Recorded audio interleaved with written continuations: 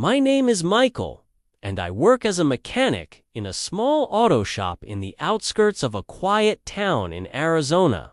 My life had always been simple, honest, waking up every morning with grease on my hands, bringing old engines back to life.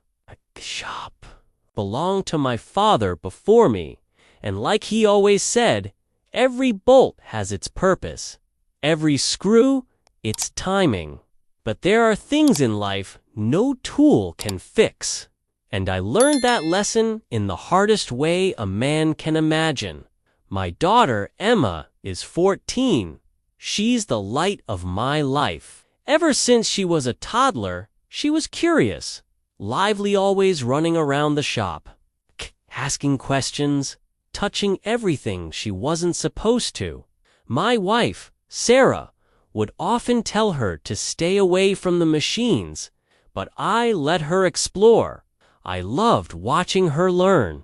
Emma had a laugh that could calm even the most frustrated customer. She was the kind of soul that made places brighter just by walking in. Then came that day 6 months ago, a day like any other, and yet it changed everything. That afternoon, Emma was walking home from school along the main road that cuts through our town. It's always been a dangerous stretch. Cars speed by like there's no tomorrow. That day, a delivery truck was going too fast. When a dog suddenly crossed the street, the driver swerved, lost control, and veered straight onto the sidewalk, right where my little girl was walking. The sound of the crash echoed all the way to my shop. I dropped everything and ran. And when I got there, I saw her, my Emma, lying motionless on the pavement, blood on her head, eyes closed. My world shattered right there. In that moment, paramedics arrived quickly, but those few minutes felt like an eternity. We rode to the regional hospital in the ambulance, with Sarah holding my arm so tightly I didn't even feel the bruises. All I could do was pray, beg God not to take her away from us. The doctors told us what no parent ever wants to hear. Emma had suffered a severe traumatic brain injury. She was in a coma, and no one knew if she would ever wake up again. The following weeks were the darkest of our lives.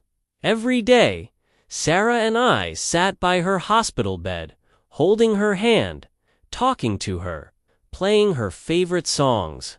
The monitors beeped steadily. Her heart was beating, her lungs working, but it was like her spirit had drifted far away, and didn't know how to come back. I closed the shop.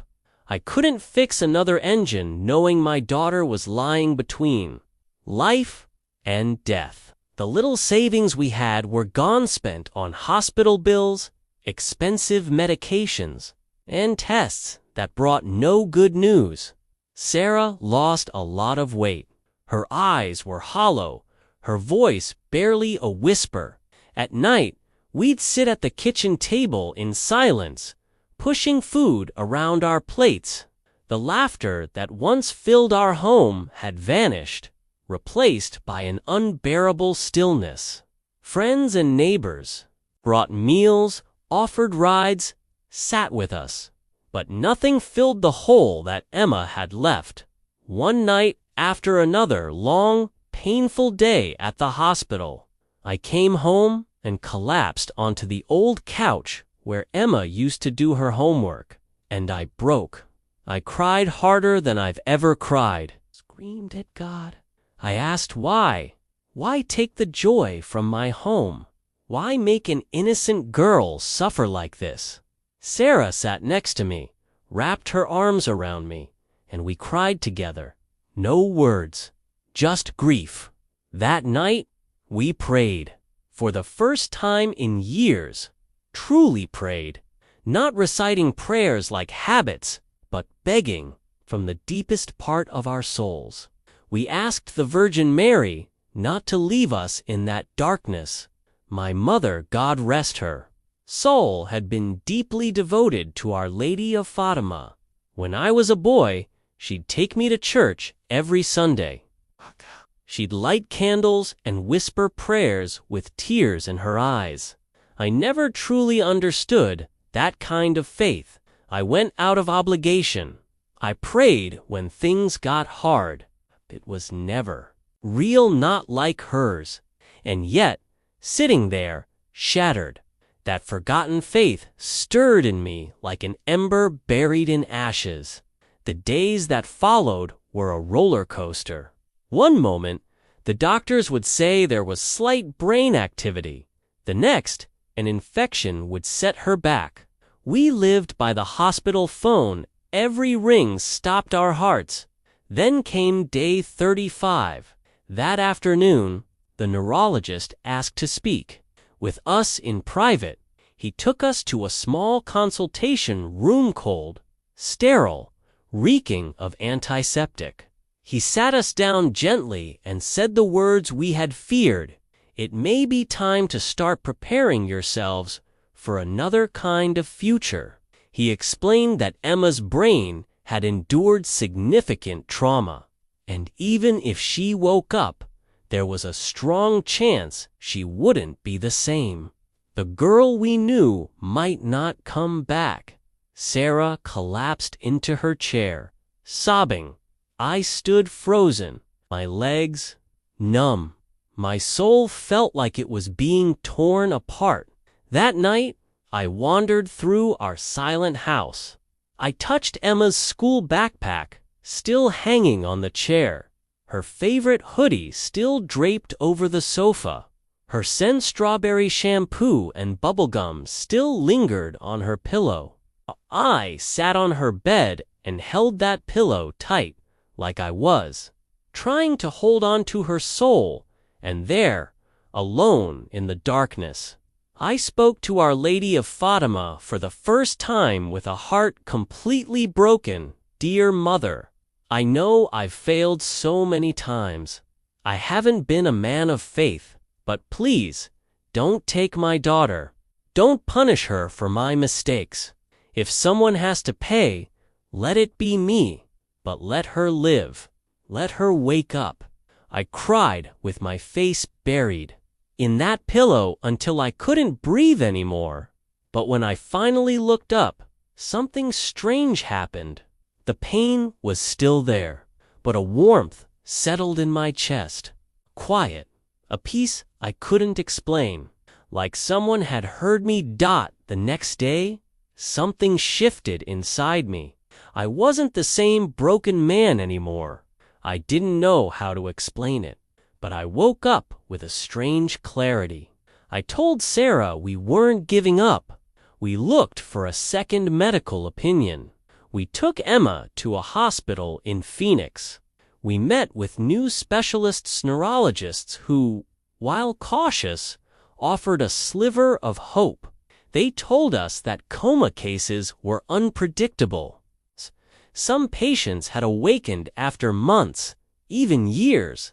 We sold tools from the shop, borrowed money, gave up everything, but none of it mattered.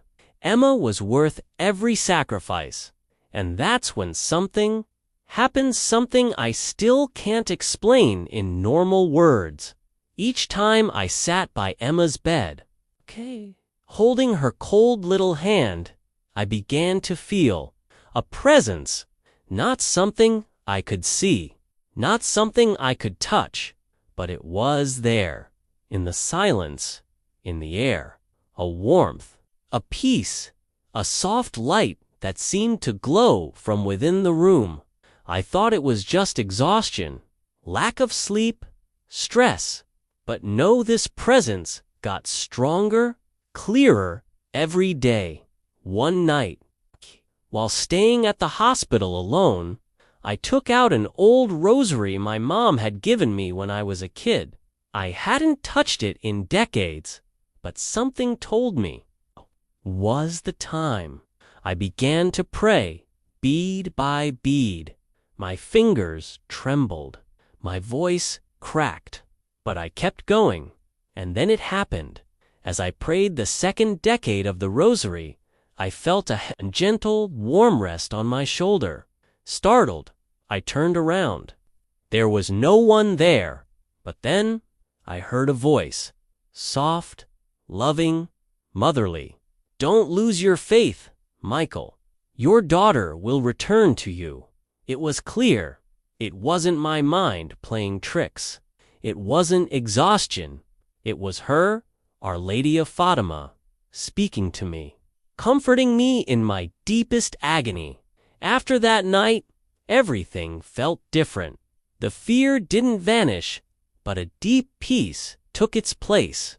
I told Sarah what had happened, that I had heard Our Lady of Fátima's voice.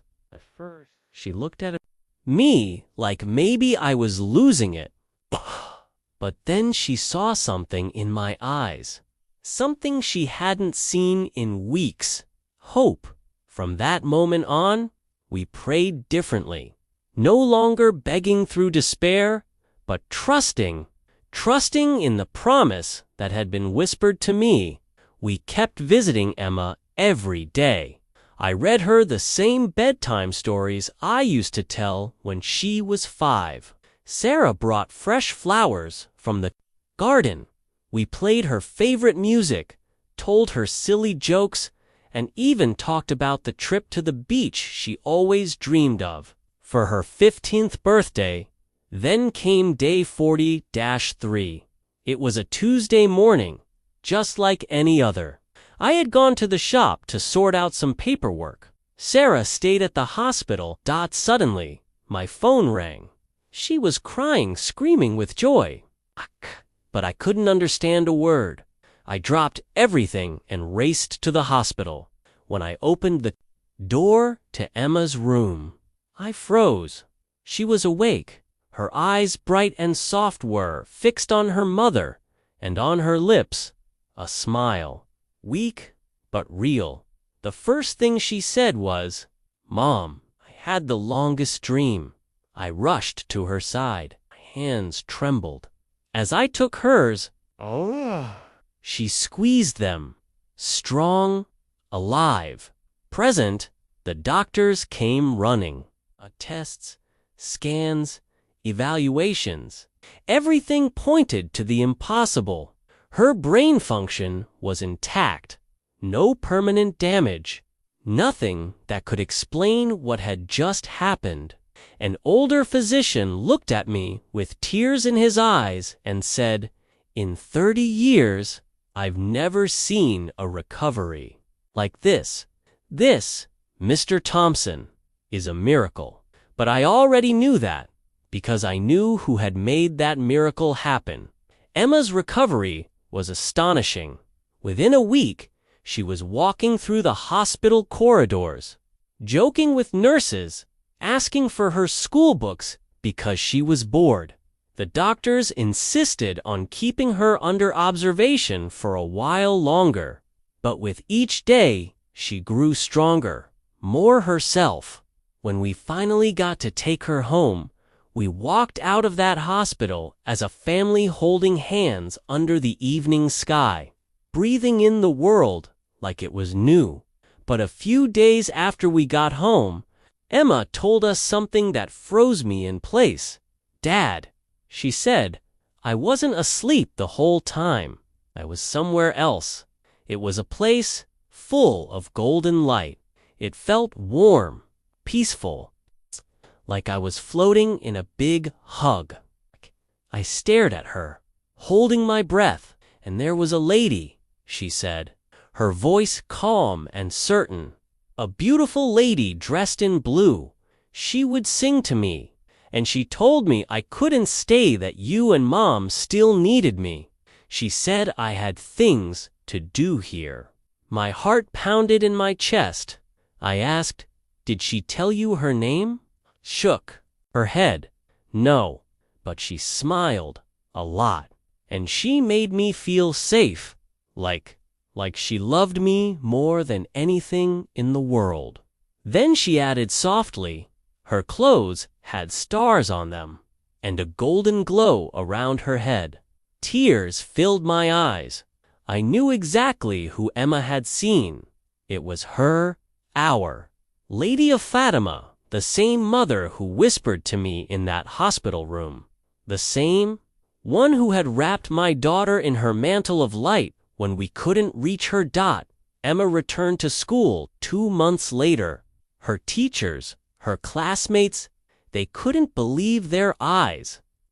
The girl who had been in a coma for 43 days was now not only walking, laughing, and studying, but somehow different, calmer, wiser, kinder. She began helping other kids at school, sitting beside the lonely ones, comforting classmates when they cried.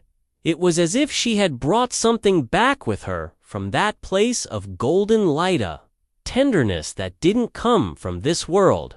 Our lives changed forever after that miracle. I reopened the shop, but now every car I fix, every tool I hold, I do it with a quiet prayer in my heart, a prayer of gratitude, a prayer of awe. Sarah and I grew closer. We no longer took moments for granted. A cup of coffee on the porch, a shared laugh, the sound of Emma's footsteps in the hallway. All of it sacred. And Emma, our miracle child, became a reminder to everyone who meets her that faith isn't something you sit, something you live. If you've made it this far, maybe this story touched something deep in you, and I want to ask you something. Have you ever felt not alone in your darkest moment? Maybe it wasn't a voice.